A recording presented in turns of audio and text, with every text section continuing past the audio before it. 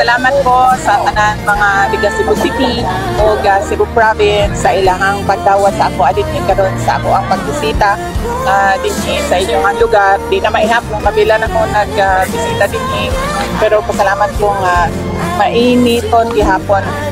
Kanunay permente ang pagdawat sa ako adit o magpasalamat ko sa ilahang suporta mga tiga syudad sa Cebu sa suporta nila sa team ni Mayor Mike Rama o Vice Mayor Dr. Mantiveros o sa tibuok nilang slate sa Konseho. Humandiri Vice na kay mga aduanan ba? Kanilang tanan. Ako ang pag-uban sa ilaha, isip pagpasalamat sa mga taga Cebu sa ilahang paday nga suporta sa KUA, sa opisina sa Vice President, and giumanan ako sila nang kampanya, ako nagpasalamat. So balik Thanksgiving ako ilaha kampanya.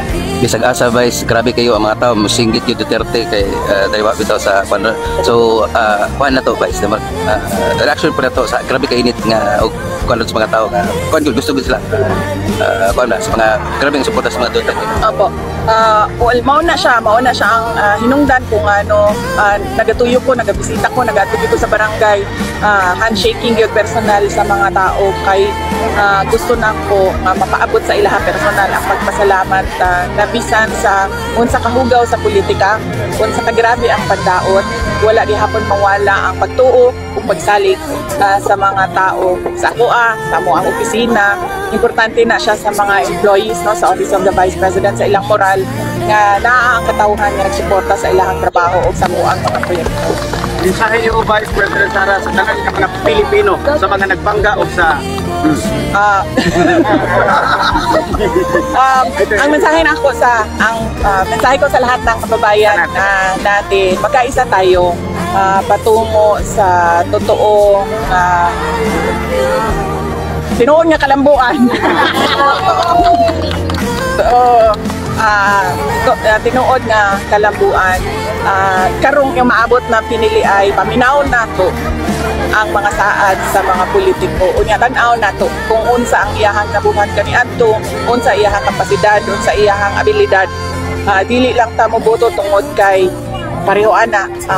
Ginaingon ako pirmi walay makakontra ni ani sa akong pagsulti ni ani. Dili ta moboto tungod kay gikan sa political dynasty. Diba dili ta moboto tungod kay anak tungod kay Duterte ang apelyido, anak ni Digong. Panahon na to ang tao. Unsa ba iyahang mabuhat? Unsa iyahang nabuhat?